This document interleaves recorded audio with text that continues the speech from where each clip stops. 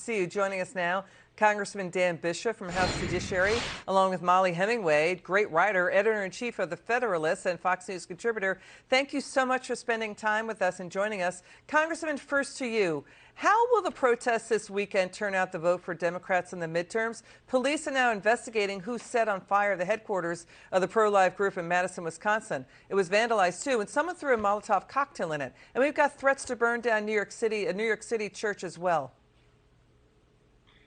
Liz, I wouldn't think that's helpful to anyone. It's amazing. I thought the lesson of January 6th was we were all opposed. I mean, certainly Republicans all opposed violence on Capitol Hill, violence like that in Wisconsin.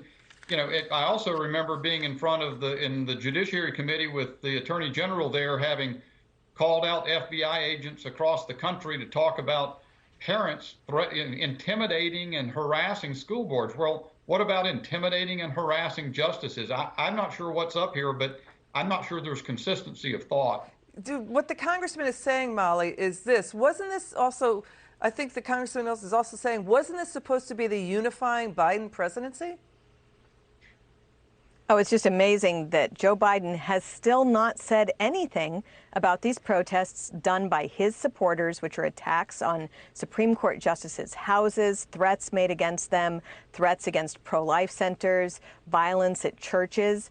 And he has not called them out, specifically not called them out by name, and he doesn't seem to indicate any plans to do so. Jen Psaki did sort of try to walk back from her support of these threats and attacks on these institutions to saying, well, technically you shouldn't break the law. But you're not seeing this kind of pushback that you would really expect of responsible people. And why would you? Because, of course, Chuck Schumer himself has threatened Justices Kavanaugh and Gorsuch. He did that on the steps of the Supreme Court in the spring of 2020. Demand Justice, which is one of these groups that spent like $1 billion to get Joe Biden elected and worked hard on the nomination of the latest justice to be confirmed. They're not decrying this at all. They're supporting these attacks and protests. So it's very bad that such high-level people are supporting these threats against some of our most important institutions. Yeah, pick up what Mollie just said, that we don't have high-level Democrats condemning what's going on. I mean, we went through the 2020 riots, right, Congressman, where it wasn't about petitioning the court and using reason and logic for your arguments. It was about burning down the courts. That's right. And, to Mollie's point, the first words from the podium at the White House were, let's face it, they were a tacit endorsement of the idea of going to the homes of justices to intimidate them. That's an extraordinary position for the White House podium or press room to take for any moment. And I think it's unforgivable. And it's the wrong kind of leadership once again from this White House. Historically, only about 1 out of 7 younger voters turn out to vote in the midterm years.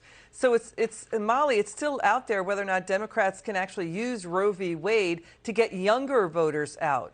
I mean, how can they're going to try to convince voters to forget they're paying double for a gallon of gas and more at the grocery store? Also get them to forget about violent crime and Biden's border crisis?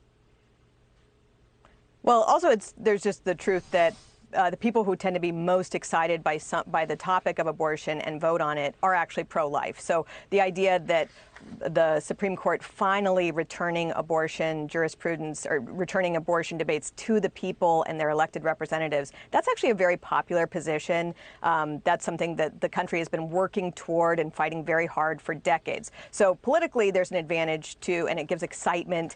I don't think conservative voters are used to getting many wins, and getting a win at a time like this when they're already very excited to vote for other reasons could be it could make things quite important. But as you note, I think a lot of voters are just wondering about inflation. Yeah. They're wondering about prices, whether they can afford their groceries and gas prices, and to be told that they should instead care about this issue where they're actually on a different side anyway, I don't think that's going to work very well. Yeah, Gallup polls show voters care most about the economy. Let's listen to Senator Ron Johnson on this. Let's cue up former President Trump on this. And if we can, let's put Senator Ted Cruz at the back end of the soundbite montage. Watch this. They're really not jobs being created, they're jobs being filled. I don't know the exact number, but somewhere between 5 and 10 or 11 million jobs that are just unfilled. Under Biden, 4 million people have not returned to the labor force. Real wages have declined 12 months in a row, and the economy sucks. Putting socialists in charge of the economy is really bad for the economy, and it's really bad for working men and women. It means galloping inflation. The cost of everything goes up. Cost of electricity, the cost of lumber, the cost of rent, the cost of buying your home, the cost of buying a car, and as we all know, the cost of gasoline. Well, at the White House Correspondents' Dinner, he just laughs away wearing his tuxedo. Because you know what? Biden doesn't pay for the fuel on Air Force One. Nancy Pelosi doesn't pay for the fuel on the private jet that takes her back and forth to San Francisco. John Kerry doesn't pay for the fuel on his private jet as he travels the world lecturing everyone that they need to consume less. And Congressman, there's also this. Biden's small business budget, right, for the Small Business Administration, it talks about climate change, I think, more than 20 times. It makes no mention of inflation. That's exactly right, Liz. What you're seeing in the montage you played, and that fact is something we've seen over and over again. Biden is out of touch and clueless. Remember when inflation was transitory? Remember his State of the Union address when he said the way to resolve inflation is just don't have your costs go up? I talked to a landscape business owner today, talked about his fuel costs being up 2.5 times and so forth. It's just that people are getting crushed and they're fed up. Molly, final word. Well, I just think inflation is the biggest political threat to Democrats because it's the one thing that can't be spun away. People know that prices are rising because they deal with it every day at the grocery store, every day at the gas pump, and no amount of media cover-up or spin can hide that fact. Congressman Bishop, Molly Hemingway, you guys are terrific. Thanks for joining us.